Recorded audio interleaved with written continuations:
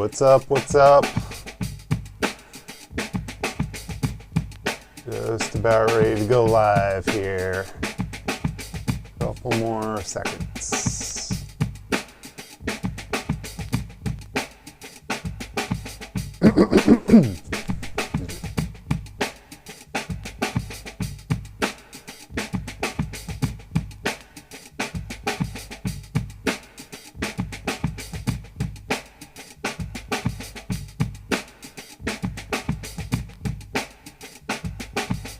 All right, everything's checking out. Just a couple more seconds here. What do y'all think of our new intro? New interlude. Shout out to Yesh for putting that together for us.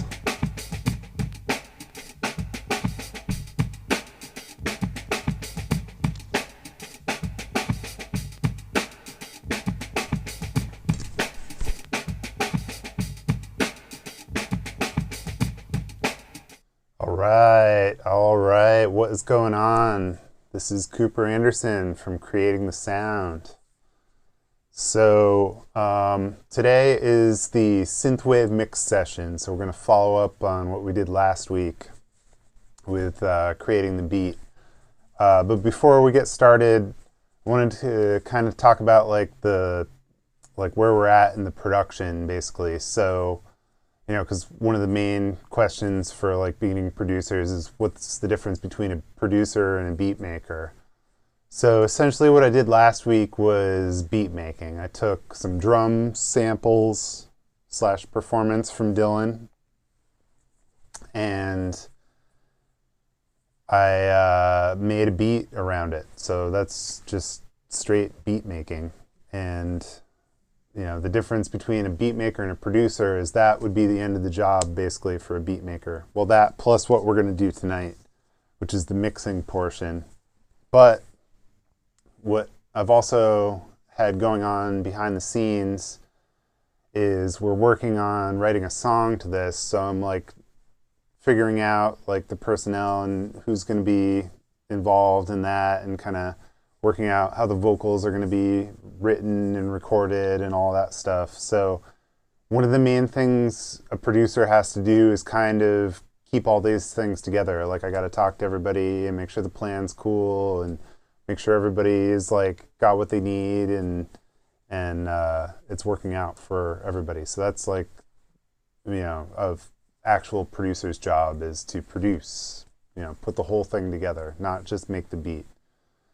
So that being said, a lot of that requires just planning and whatnot. So the plan basically is to finish this mix tonight, and then we're gonna try and get the vocals recorded, and then hopefully by next week we'll be able to mix those vocals in and do a final mix. So that's kind of how I'm seeing this project going. So anyway, back to tonight. There is basically two things we need to do. We need to import our stems from our Ableton session into the Pro Tools session where the drums are. And then we need to make sure the drums and the stems are arranged so they work out musically. And then we'll do a quick mix. And you know, now since we have that plan in place, we don't need to go nuts with like a final mix, but we can just kind of do a quick, like solid instrumental mix so that when we send it out to the songwriters and the singers and whatnot, they'll have something good to listen to. Because right now, all anyone has is the rough mix that we did last week. So that's our goal, to improve on that. So here we go. Let me switch to my screen. All right, so I have the Pro Tools session here. This is just, we didn't even really do anything to it. We just kind of bounced it last time. So I'm going to do a save as. I like to save as a new version every time I start working on something new or a different date. Sometimes I'll put the date in. So let's put today's date, 2/11/21. So we're just saving it as a new version. So now we can do whatever, and we can pick up right back here, which is where we left off last time. And I think first, before we drag in the beat stems, let's organize this a little bit more. So let's figure out where our kicks are. So we have kick in. Is there a kick out? Bass drum subwoofer. Not sure what that is. Something though. Sub kick.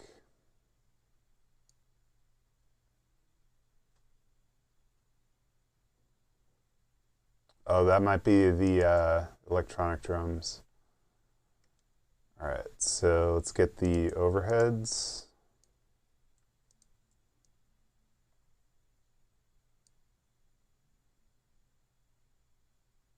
Let's see. I'm thinking that's probably an electronic drum. Let's throw the hats in there. Snare top and bottom. Put those up to the top. So I like to be kicks, snares, hi-hats, toms, overheads, and then room mics or ambience mics or whatever, and percussion. So we'll bring the toms up.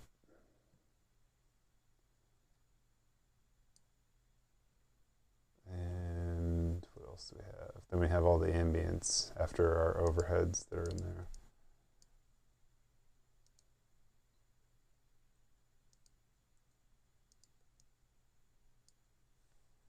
All right, cool. So let's color these. So this is the colors that I use, but it doesn't really matter. The key is just pick colors that you like and use those. So dark blue for the kicks, light blue for the snares, hats and toms. I guess essentially this is like the close mics. I mean, the overheads aren't typically close, but they're typically closer than like a room mic. So I'll make those green, and then the rest a different green. And then these are going to be the electronic drums. So let's make those, I don't know, this dark orange or whatever. And let's just mute, let's bring the faders down on everything, and then we can bring stuff in one by one and hear what it sounds like. Because we probably won't use all of these. All right, so I'm going to put my headphones on and just take a listen. Bring up the kick.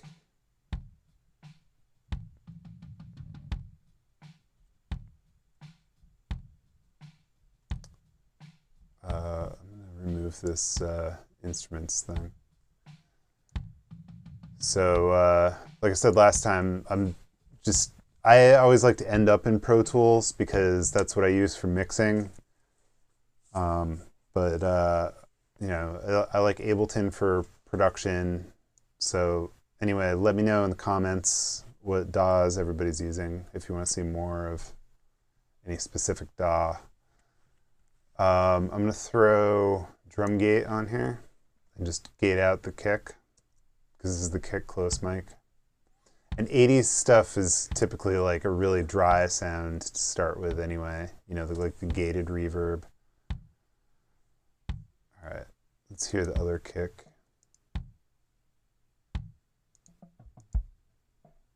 That's the sub kick. Let's gate that one.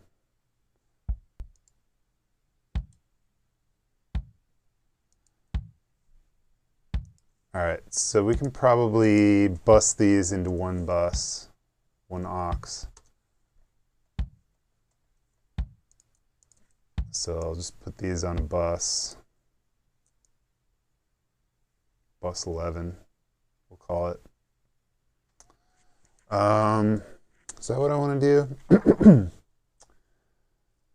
Trying to just think of down the road here. I may just actually import my mix template and do it that way because my mix template has mono kick bus already in it.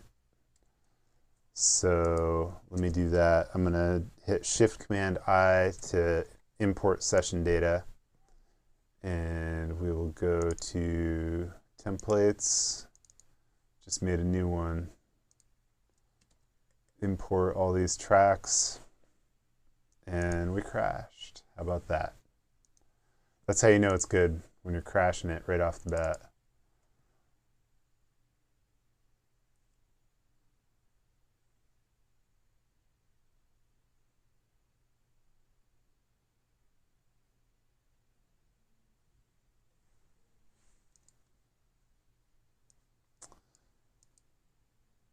I think the autosave has a later version than the one I saved, but yeah, let's actually use that because I didn't hit save. Pro Tools saved me though. Saved the autosave. So that's in the session file backups, and I just sorted by date modified and got the most recent one. So we'll open that. And now we have all our colors, and we're basically back where we left off. So let's save this now.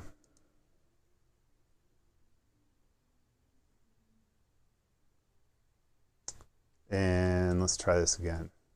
I'm going to import session data.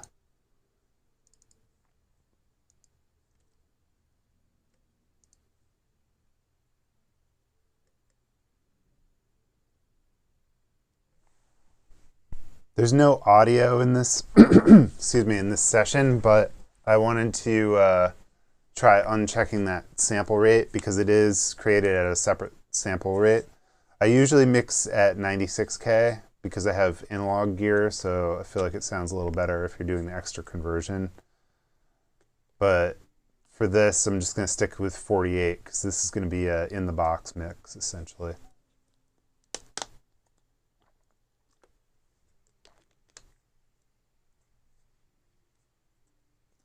Just waiting for the template to load in. I'm constantly updating my template. I just updated it a few days ago, just for like the latest workflows I'm using, which is basically I bypassed all of these reverbs because I had them all on, which I was thinking it like hits your CPU as hard as possible as soon as you open it, but then it just got to be too much CPU, so it was kind of getting out of hand. But I have all these subgroups here, and those are actually running through some routing that's in my Antelope software. That's all down here where that's set up. So there's a few different mixes, and then some of the channels are going through some FX, which basically emulates my SSL6 at home. I pretty much set up the routing the same way on the Antelope as I do at home on my mix system. So then I can essentially start a mix here at the studio and bring it to that system, and it'll be the same routing. But stuff gets kind of screwy with the I/O setup. So I just need to make sure that that's correct. Because see how these outputs are grayed out? So this is like very specific to my setup. Let's see, so out 3 and 4, 5 and 6, 7 and 8. Let's see, 11, 12, 13, 14. All right, so essentially the idea is the tracks get bussed into some kind of pre-summing here. It's kind of like subgroups. And then the subgroups get bussed out to various analog paths or in-the-box Antelope paths. So it kind of subgroups it down even more, and then it puts the analog summing on it, and that returns back into these auxes here. So I just have to set up the inputs again. And then those auxes feed into these auxes, which have the mastering chain on it. And the mastering chain feeds into these tracks here, which is where I record the mix, and I can actually record main, instrumental, and a cappella all at the same time, which makes it easier when you're finalizing mix passes. And for some reason I couldn't run Ozone and Pro L2 on all these stems, so I just have those on a separate master. But anyway, So what that means is you have to send all of the tracks to the subgroups. So we'll put the kicks on kick mono, snares are going to be snare mono.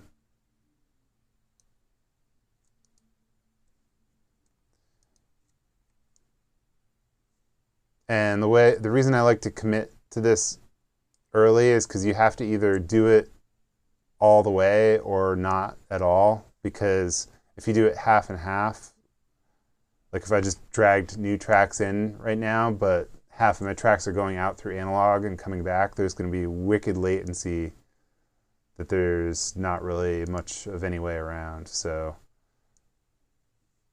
since I know eventually it's going to be mixed, even though we're doing more edits, I'm going to set it up as a mix session right now. All right, so let's hear if we can still hear this.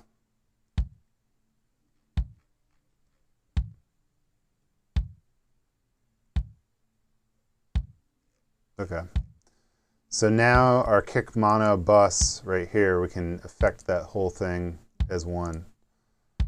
So I have it already running through a CLA mix hub. I like to turn up this mic input here. I've mentioned this before, but it like puts the line level signal through the mic preamp essentially. And then let's throw the Bluey on it, which is the 1176 compressor. Just give it a little more snap. I'm going to change the metering to gain reduction so I can see what I'm doing. Just tapping it a little with the gain reduction. And we'll put that before the EQ, and then we'll boost a little low end. And maybe a little mid-range. Just get a nice solid kick sound.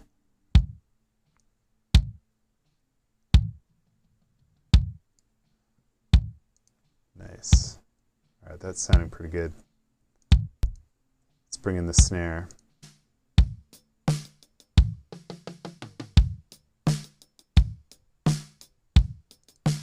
So we can pretty much do the same thing with the snare.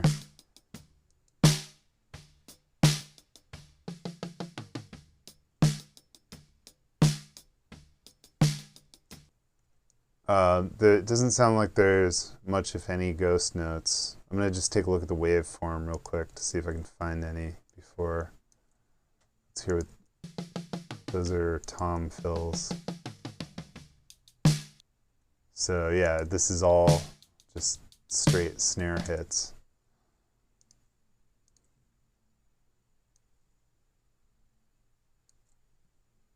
So we can gate this right out.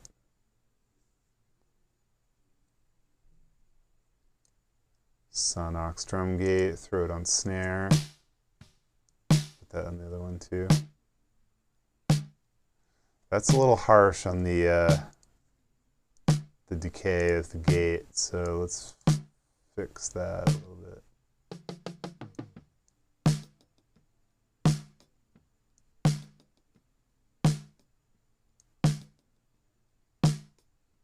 I think that's probably good.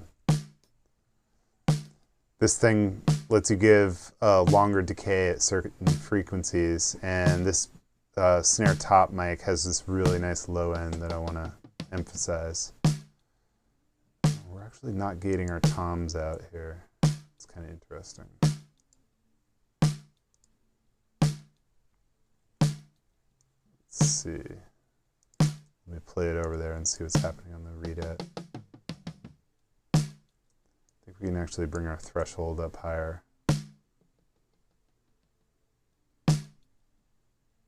There we go.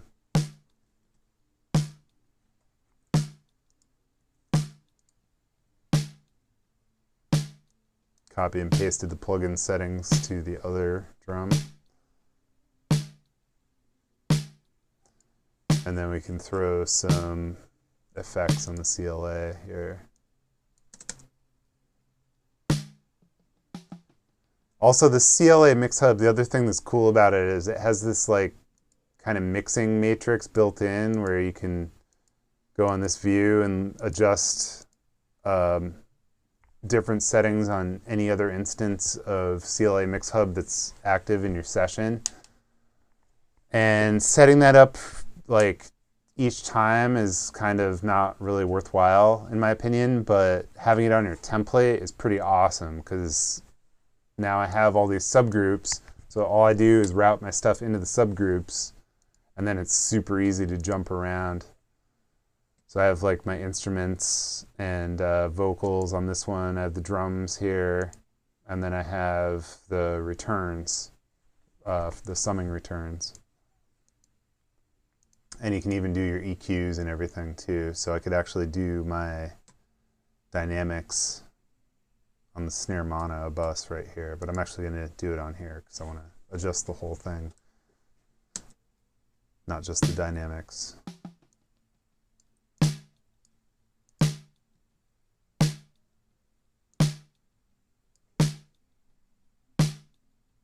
I'm not even on the right instance. How many times has that happened to me a day?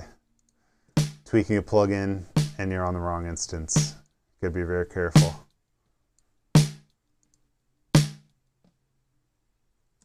But it's a good way to test your ears too, because if you're tweaking a plugin and it's not doing anything, that's like the first thing I'll check.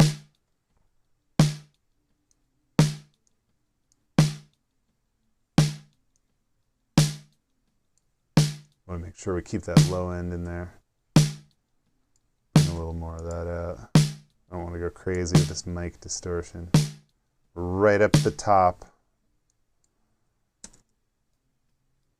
of the meters, but not quite clipping. I mean, the clipping, like I said last time, it doesn't really matter because it's 32-bit floating point, but since we're going out to analog, we have to be careful because we don't want to send out too hot of a signal. Unless we want to, unless it's intentional, but I like to start off clean and then take it from there.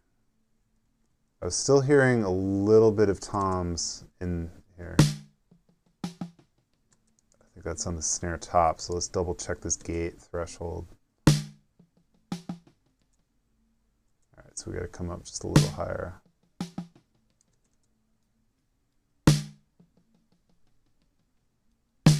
There we go. Should be good. All right, let's pop the kick back in.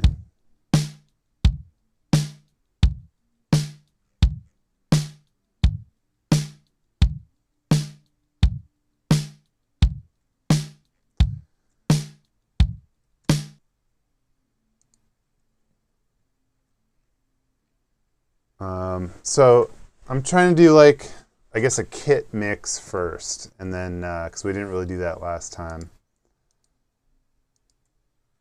And then we'll add in the other tracks, and then we'll do the arrangement. But it will be on pre-mixed kicks. So this time I'm going to just group the overheads rather than bus them to their own bus. Now I can just bring up the levels like that.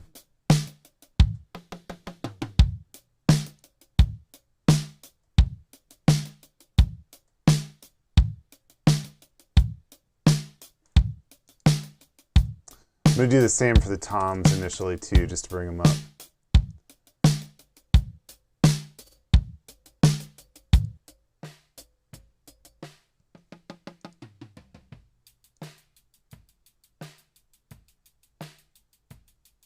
I wanted a fab filter. I was going to cut out some of the lows in this hi-hat mic.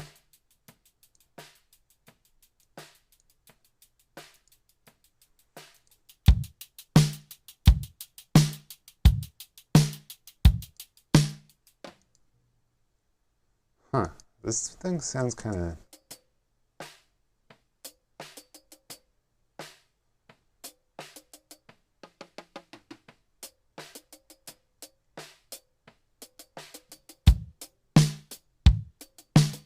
I guess there's another hi-hat. Or maybe not. I don't know. Let's hear these toms.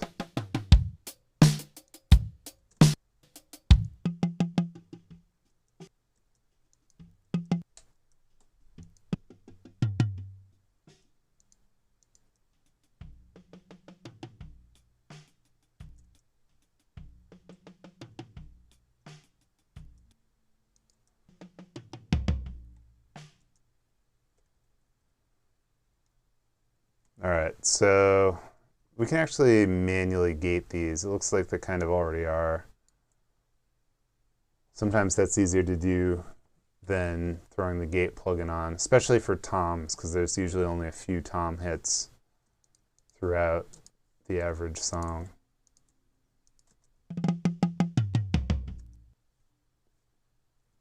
I'm going to turn the group off and just zoom way in and cut out where the tom hits are not.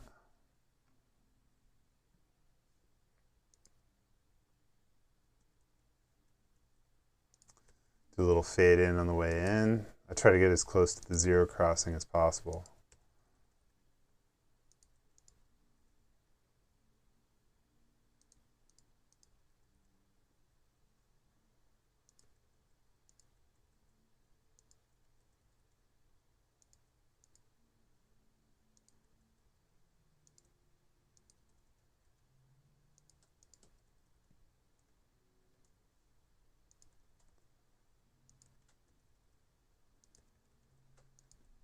It's pretty easy to tell well-mic'd tom tracks where the actual hits are because there isn't really going to be much else until the tom hits. All that is just bleed. And I'm doing some like super short fade-ins on the hits, but I'm trying not to fade out any of the transient.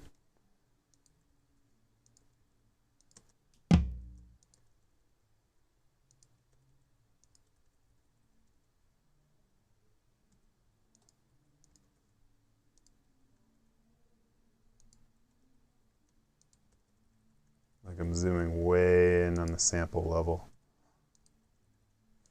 to get these edits. All right, so those are gated out.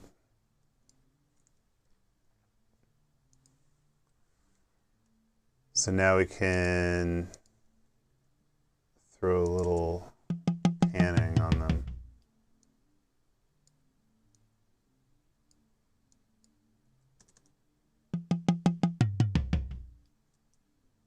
Guessing it's probably drummer perspective. Let's listen to the overheads. Yep, so the high tom is to the drummer's left. Hope this is the right direction I'm pointing. and the low tom is on the right, and then the mid tom is kind of in the middle, maybe a little to the right. And then those close mics just kind of give it like a little more punchy sound. Hear it without it. Here's with it. Let's turn the group back on and just turn them up a little bit. There we go. All right, so there's some different overheads. Let's hear what these sound like.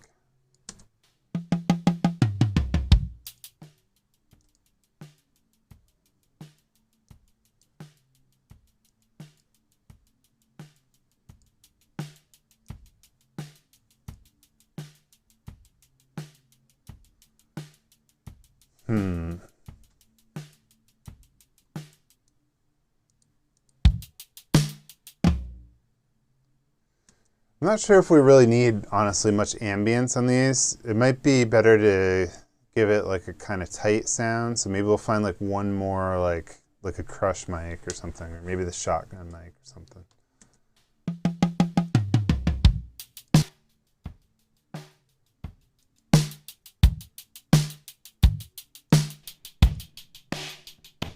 Yeah.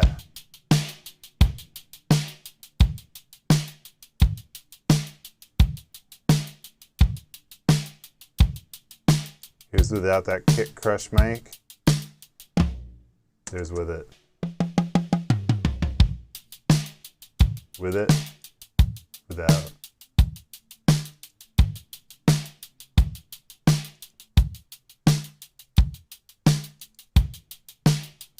I do wonder if it's messing with the phase though. I haven't auto aligned these tracks.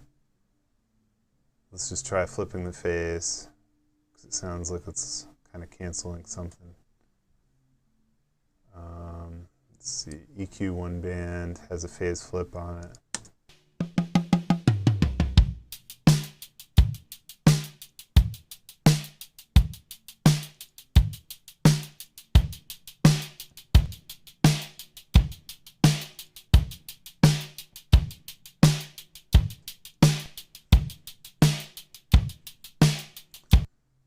Not really hearing much difference one way or the other, so we can actually visually check that.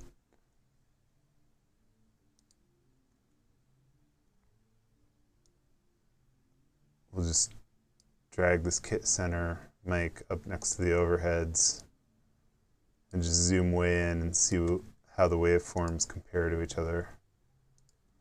So this is actually earlier than the overheads. It's kind of interesting. Let's see. The overheads, as expected, are a little bit after the close mics of the snare. So this one we might just need to push back a little bit. Let's try and line it up with these overheads. I'll probably auto-align this eventually, but for now, let's just spot check another random hit. See how that's looking. Yeah, let's hear this. That's phase flipped. Phase regular.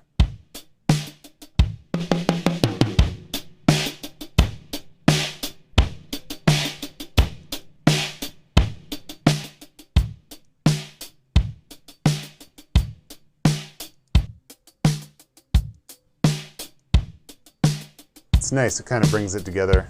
Definitely gives it a more like electronic, like sampled kind of vibe. I almost might bring the overheads down a little bit. Bring this one up a little more. And then these toms, let's put a little more snap on them. Let's try this BX 2098 EQ. Like 3 to 5K. Let's loop the toms.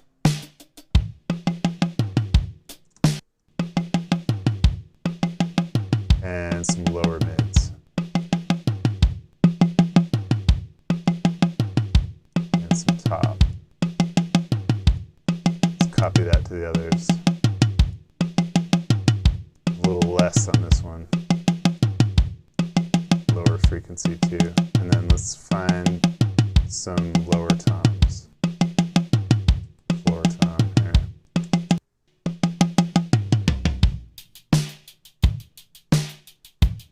Alright. That should be good for now. Alright, so let's hear what these electronic drums are doing.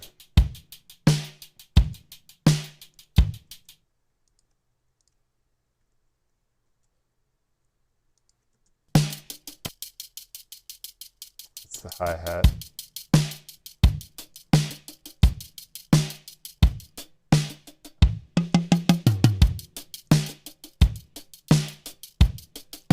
You know, it could be cool. We could throw a pan man on this and just give it like a stereo effect.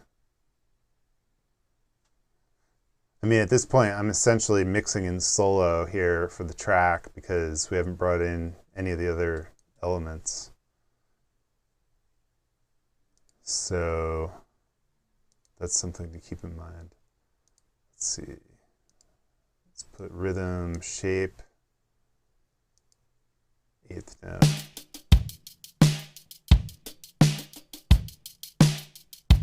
Just give it a little more width so it's going back and forth like that. Here's bypassed.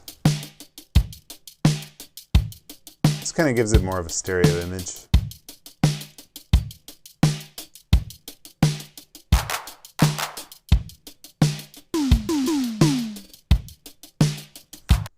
Let's do something similar with this, but we'll try a Brower motion. So that's the electric tom.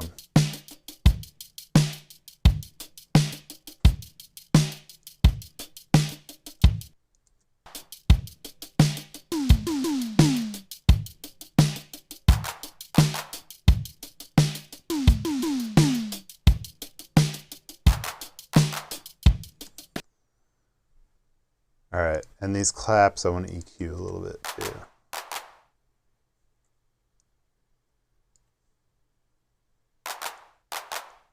Just cut some of the lows, cut some of the mids, boost some of the highs, make them punch a little more.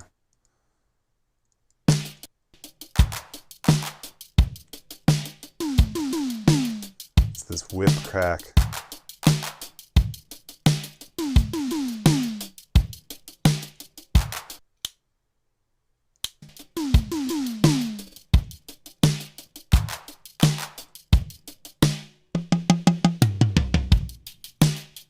Kind of gives the that whip crack kind of gives the snare a little more attack, because it's very tight, like punchy. It's almost like a needle. That's what the waveform looks like. This crash, I'm going to take out some of the lows. It's a bit meaty for a crash.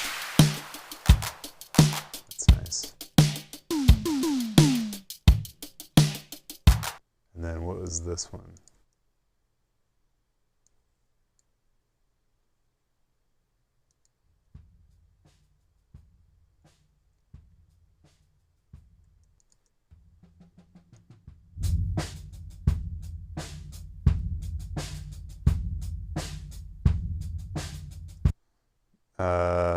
That's not really super useful for us, I think, right now.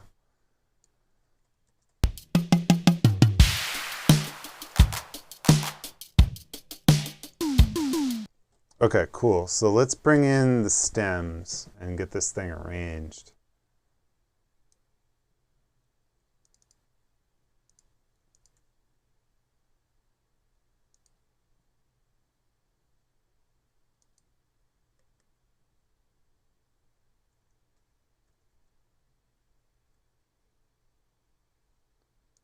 All right, so this was our drums before. That was like our rough mix drums. So we'll make that inactive, and then we can color some of these too. Let's make the bass purple.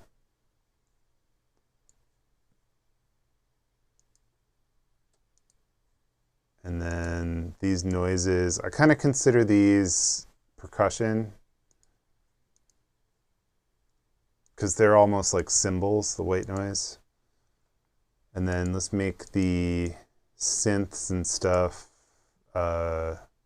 this orange. Let's see. These will go up here. Actually, we can make those similar color to the electronic drums. Okay, so now we have to pull in the levels. We'll just do a quick rough mix on the beat.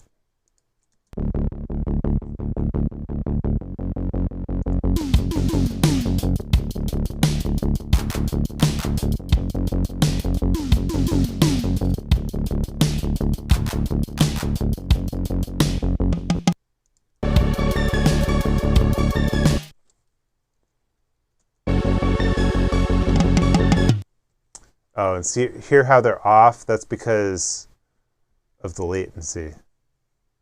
We have to assign this out to the bus, because that wasn't going through the bus like the summing that everything else was.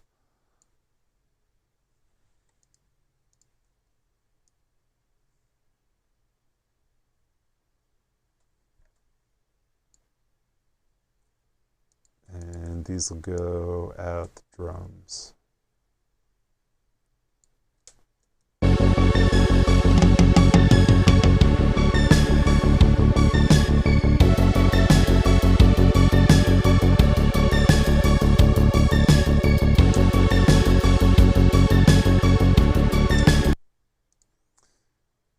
All right, so let's slide these drums over. Actually, let's get rid of the ones that we're not using. Let's save as a new version.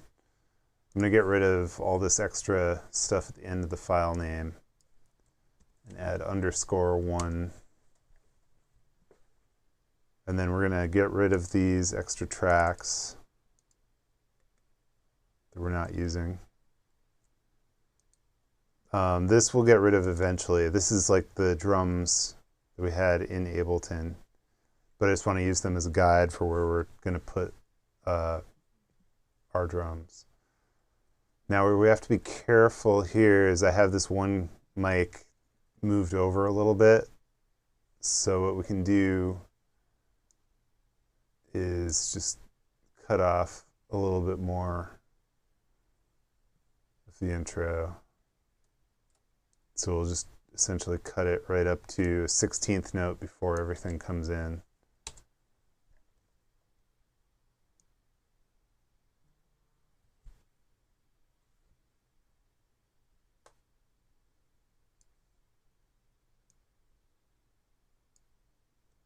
All right, so this is where the downbeat is. It's bar 2, beat 1.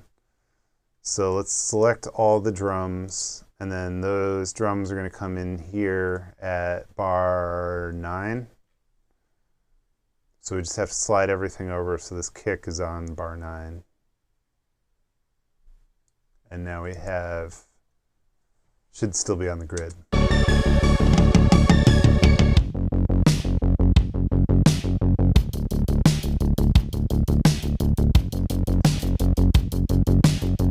I want to keep that hi-hat out for a little bit.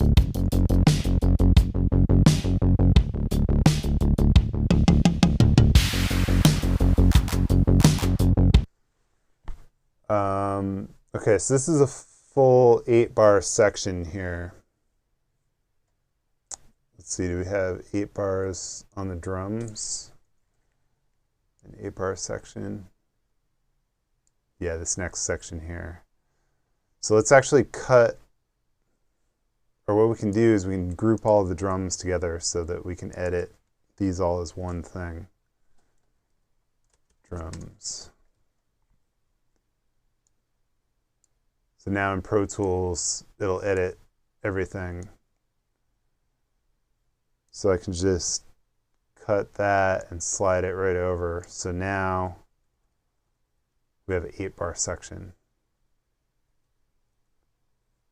But then I'll, because this is only a 6-bar section or something.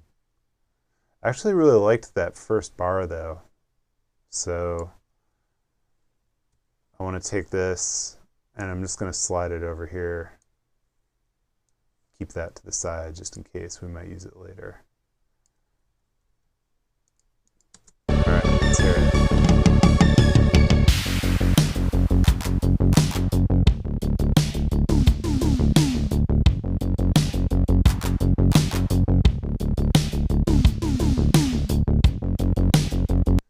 Yeah, that's what it is. I want to use that first bar where there was no extra hi-hats, except I did like this crash coming in.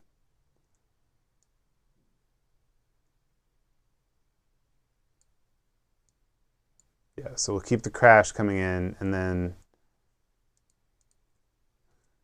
I'm going to take this first bar over here.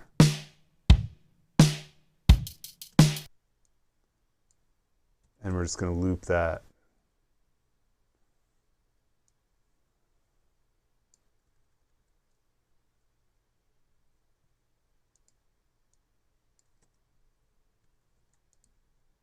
Keep the, we can copy these over first.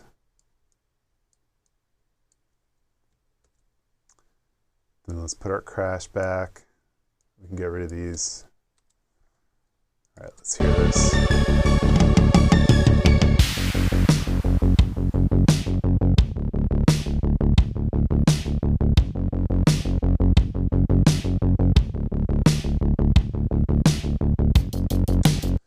So the one thing to be careful about now is we want to make sure that our kicks aren't cut off, because I didn't do any crossfades or everything. Everything's just kind of right on the grid. So I want to just make sure that first kick, it might be right on the grid too. It looks like it actually is going, it's just a tiny bit over. And then the overheads are delayed anyway because they're further away from the kick drum. So we don't need to worry about sliding the edit over on those. But I just want to make sure that first kick hit isn't truncated.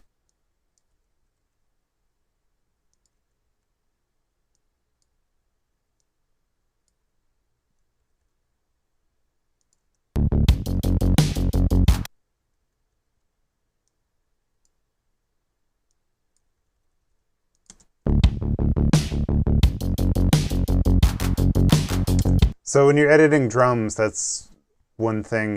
It's really easy to like use the group for like big picture, like arrangement movements. But then I turned off the group so I could adjust the individual mics once I got the arrangement the way I wanted it to. So that was like the smaller, like zoomed in micro edits versus the big picture, like grid mode type stuff.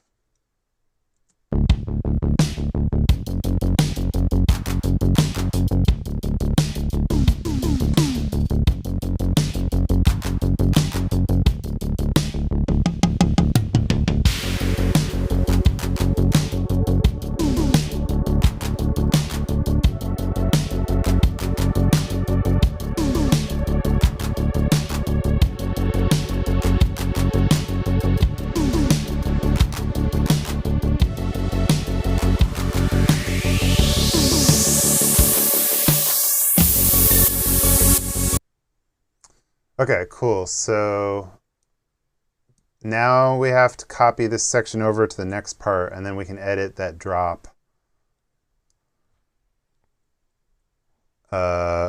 So let's, I like that last hit though. I want to save that for later as well. That very last like tom flam is pretty cool. So where would I put that? I might put that here, actually. And then maybe at the end.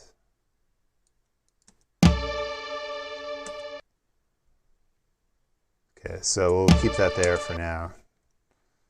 And then let's copy this section over. So this is like our chorus. Oh, and it didn't get the kicks because I had changed where the edit was. But actually I want to do only the second half of this anyway. Like that. So I'm going to use Command D to duplicate instead. Is that right? Let me hear this.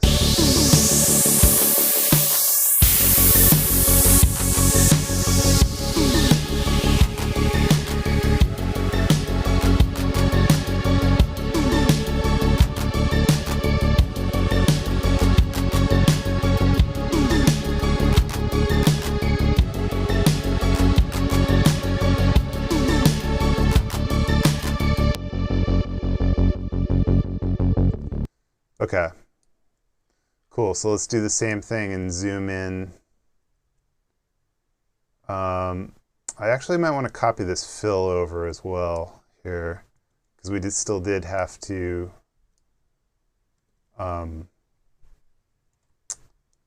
fix this drop. So I'm going to select it and hit C to copy, and then go over here and paste it in, because then I don't have to cut this part, even though I already did.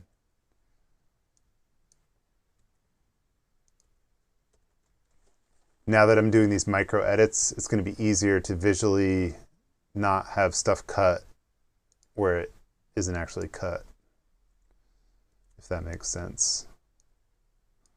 Cut within a cut.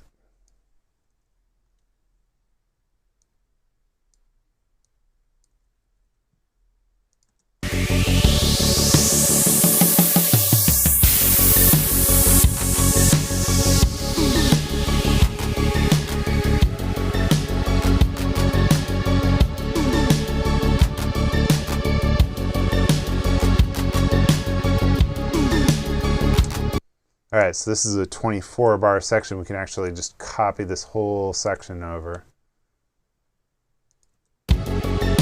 Let's put that fill at the end of the chorus too.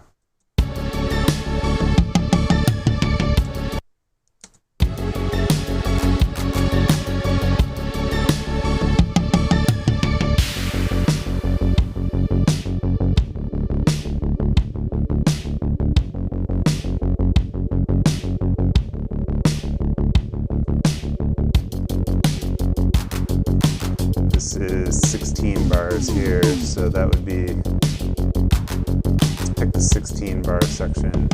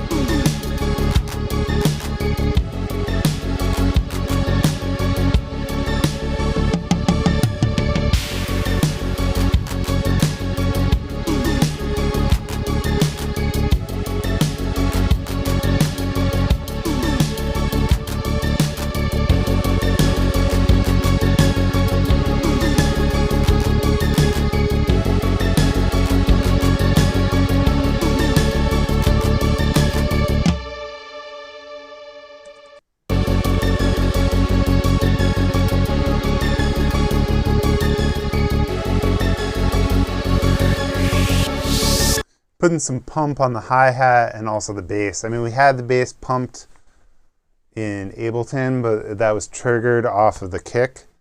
So I'm actually just using a gatekeeper to trigger it independently, so it'll always be pumping through the whole thing. That might help control the level a little more while it's keeping our, I guess, articulation.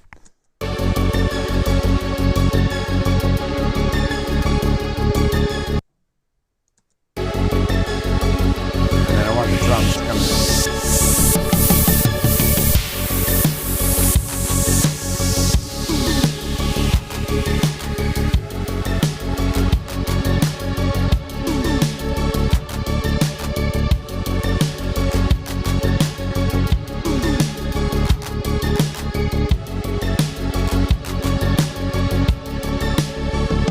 I wonder if that's too much pumping.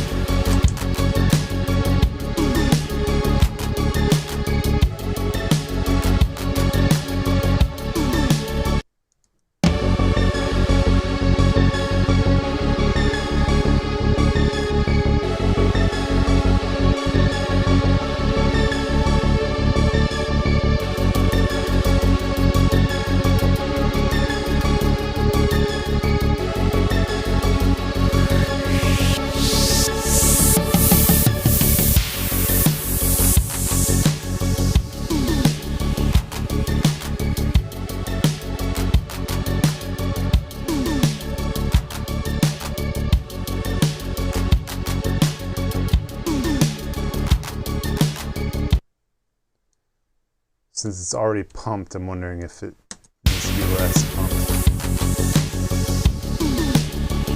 Might sound a little better.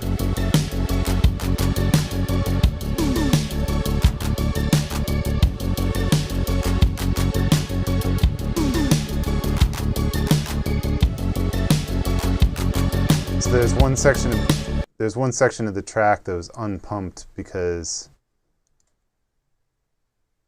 that's where the kick stops.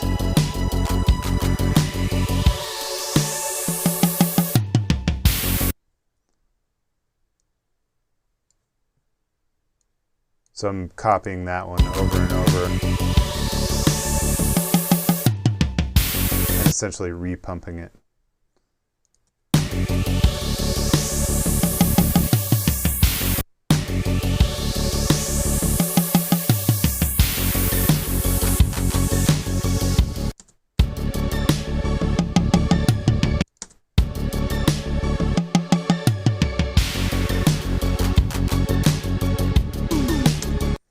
I mean, these are like basic arrangement techniques you can use in any DAW, really. Just trying to like move stuff around so it's, you know, more of a typical pop format. So we can get rid of these original drums. We're not using those anymore. Let's save. And I like to also trim the silence out on stems so it's easier to visually see how your arrangement is looking. So on Pro Tools, I do these settings here, 1500 approximately, 500 approximately, 500 approximately. And the threshold at minus 48. So that just gets rid of everything that's below minus 48 dB. And we can do that actually for the rest of the drums too. Trim these up a little bit.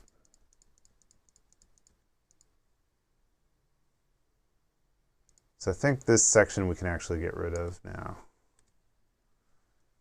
We've essentially arranged the parts we have, I think, the best we can for now.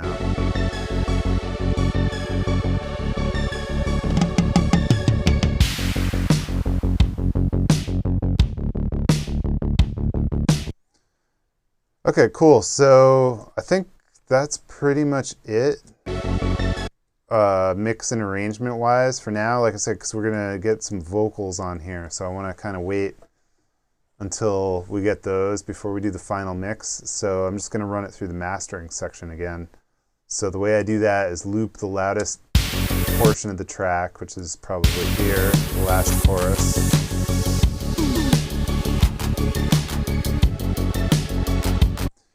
This makes it easy because I'm not adding any extra ambience right now.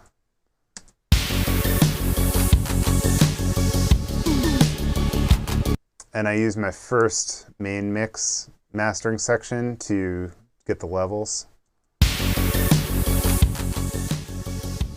I like to bring this one just so it's hitting around 0 approximately. We can go over a little bit, we're going to compress it after, but that seems to be a good level to send into the compressors, which follow it.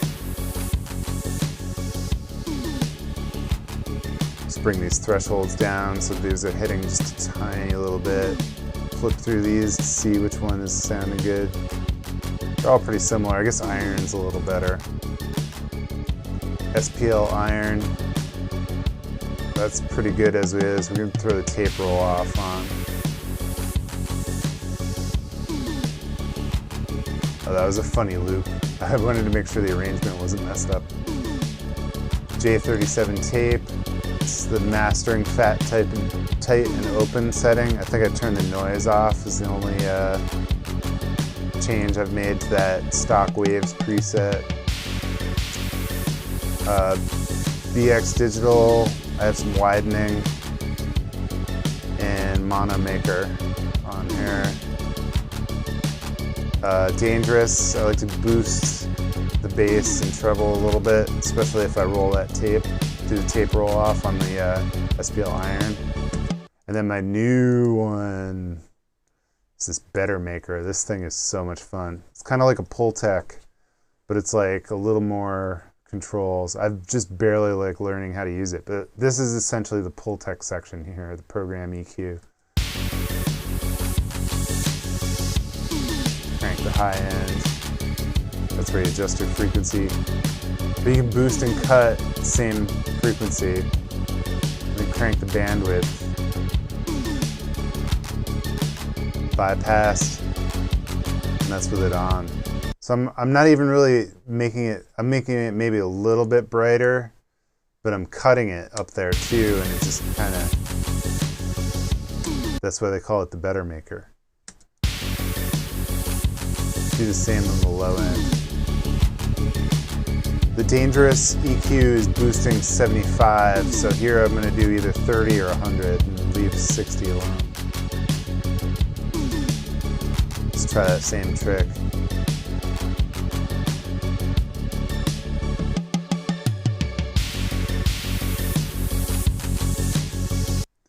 All right, so that's good. So now what I do is copy and paste my settings to each of the other plugins.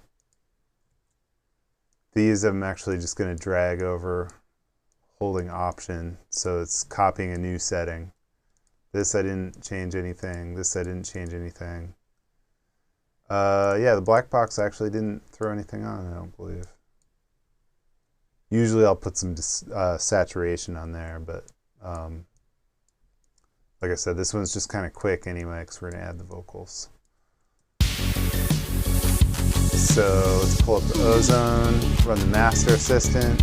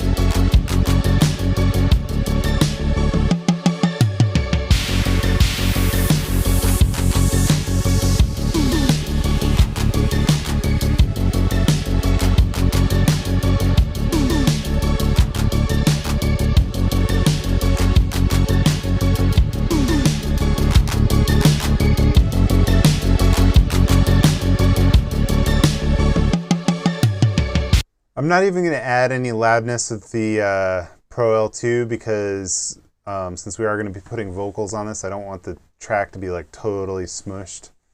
So I'll just leave it with just the Ozone maximizer. Alright, so now what I do is I record enable my print tracks down here. I have TV print tracks, but the way it's wired with my analog stuff, I can't do all 4 at the same time. I can only do the 3, which is basically because I only have 2 mix buses that are returning back into Pro Tools.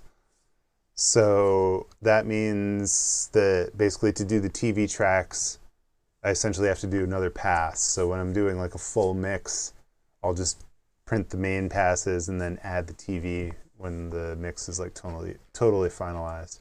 But what I do like to do is add a marker at the very end.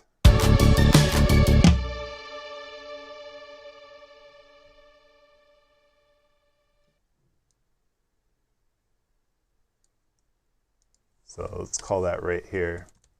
And we can clean this up some more next time too. So now it's easy to like select the marker and then I hit Shift Return and now I'm selected right up to the beginning of the track. And then if you have a start point that isn't right on the 1, you can also add a start point as well. And then on Pro Tools you can select between the 2 markers. So that's kind of handy. So while I'm printing this mix, if anybody has any questions, definitely drop them in the comments. I'm going to take a look at the comments right now while this prints. We got about 3 minutes, so here we go.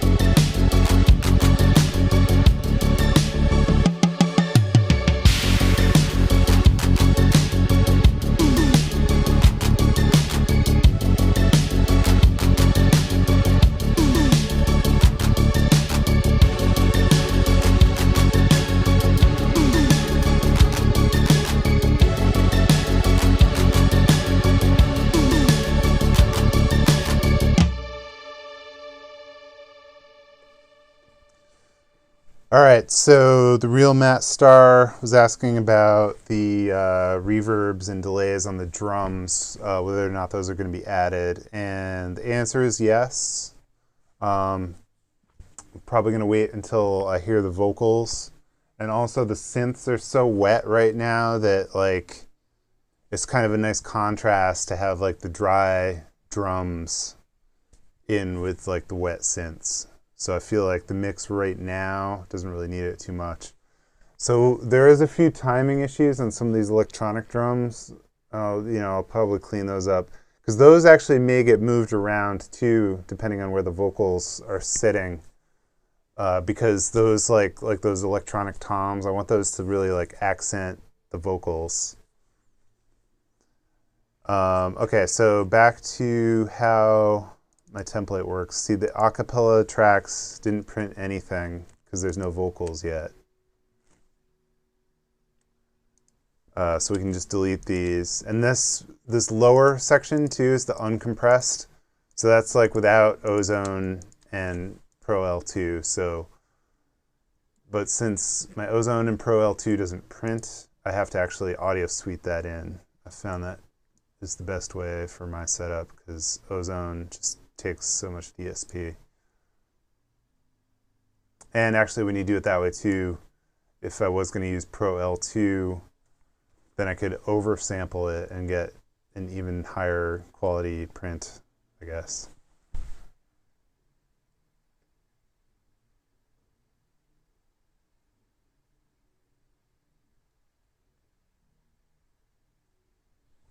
So I'm just audio suiting that print we just did. Now it's got the Ozone on it. So let's rename this CTS SYNTHWAVE beat. This is 86 BPM, F sharp minor. And then we'll just Shift Command K and export this. Let's see. Let's do